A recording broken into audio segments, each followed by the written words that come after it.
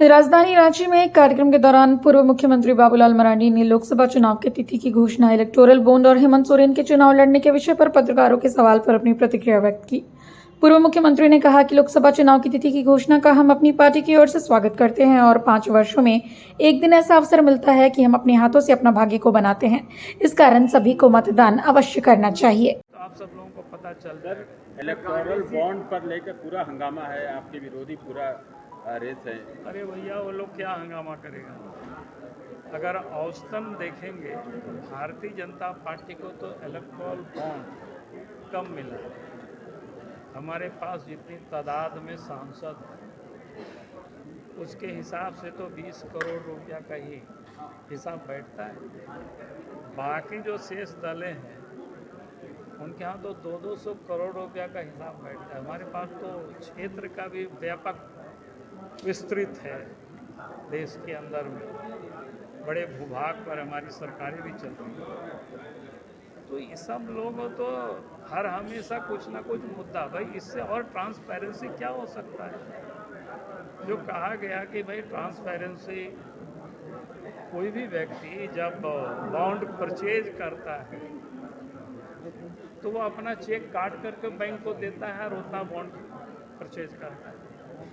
कहीं कोई उसमें से काला धंधा नहीं है। इतना ही उसको गोपनीय रखा गया था कि जो कि पॉलिटिकल पार्टी लोगों को तंग करते हैं कि भाई अमुक को पैसा मिला, अमुक को काफ़ी है, नहीं है, इस कारण से उसको, बाकी तो इसमें कोई गोपनीयता नहीं रहता है।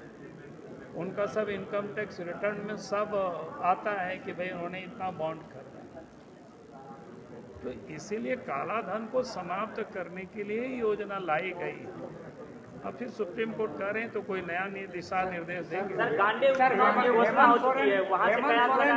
वहीं हेमंत सोरेन या कल्पना सोरेन के चुनाव लड़ने के विषय पर अपनी प्रतिक्रिया को व्यक्त करते हुए कहा कि ये हमारा विषय नहीं कि कौन चुनाव लड़ेगा। भारतीय जनता पार्टी चुनाव लड़ेगी और अपनी जीत सुनिश्चित करने के लिए कार्य करेगी। नहीं गया है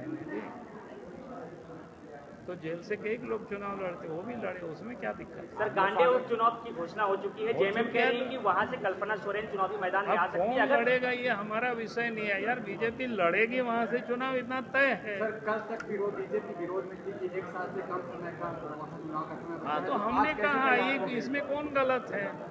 1 साल से कम ही समय है तो हमने कहा। इसका मतलब ये थोड़े होता है कि अब इलेक्शन कमीशन ने चुनाव की घोषणा कर दिया तो चुनाव लड़ेंगे। जेएमएम का कहना है कि हरियाणा में एक मुख्यमंत्री बनाया गया है, इसी के चलते अब गांडे में चुनाव हो रहा है। बाबूलाल जी बोल क्यों नहीं रहे? मजबूरन अब हम मजबूरन क्यों बोलेंगे भाई? मजबूरन क्या विषय है? मजबूरन कुछ भी नहीं है। हम लोगों को जो कहना था हम लोगों ने कहा। हम लोग रोज आवेदन, सरकार को हम ढेर आवेदन लिखते हैं, सरकार को ढेर हम चिट्ठी लिखते हैं, तो मेरा चिट्ठी का कोई रिप्लाई वो देते हैं क्या? या हम जो लिखते हैं वो मान ही लेते हैं क्या? हमने इलेक्शन कमीशन को कहा, उन्होंने नहीं माना, घोषणा किया, तो बीजेपी चुनाव लड़ेगी, खत्म बात है। ठीक है। वहीं इलेक्टोरल बॉन्ड पर अपनी विपक्षी पार्टी के टिप्पणी के विषय पर कहा कि इलेक्टोरल बॉन्ड को सिर्फ और सिर्फ भाजपा की विपक्षी पार्टी मुद्दा बनाने का काम कर रही है। बिल्कुल अच्छा है, हमने तो स्वागत भी किया है और मैं आप सब लोगों से भी कहता हूँ कि लोकतंत्र की इस महापर्व में सबको शामिल होना चाहिए, भागीदारी निभानी चाहिए, क्योंकि 5 वर्षों में एक दिन ऐसा अवसर मिलता है हम अपने हाथों से अपना भाग्य को बनाते हैं, वो चुनाव है। तो इसमें सब लोग शामिल हो। 3 सीटों पर अभी भाजपा का